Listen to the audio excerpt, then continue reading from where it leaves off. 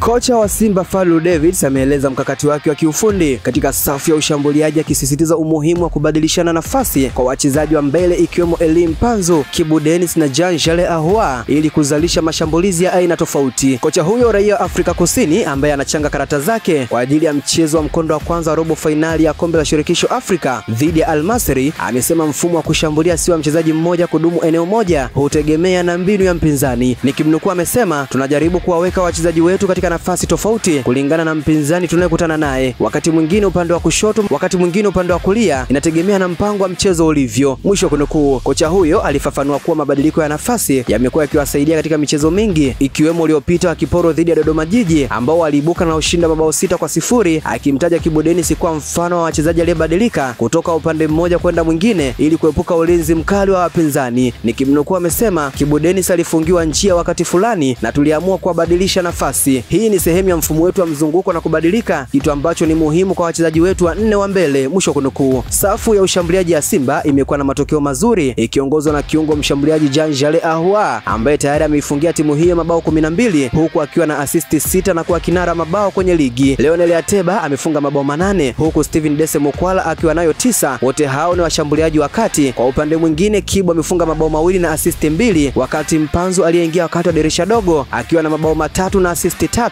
Mbali na safu ya ushambuliaji, Fadlu pia aliwasifu mabeki wake wa pembeni kwa kusaidia mashambulizi na kuhakikisha timu inakuwa na uwiano mzuri wa kushambulia na kujilinda. Nikimnukuu amesema, na bila shaka mabeki wetu wa pembeni wamekuwa wakifanya kazi nzuri pia. Mwisho kunukuu. Mabadiliko ya mbinu Simba yanaonyesha jinsi Fadlu anavyopania kuifanya safu ya ushambuliaji kuwa hai, isiyotabirika na yenye uwezo wa kuvunja ukuta wa timu pinzani kwa urahisi.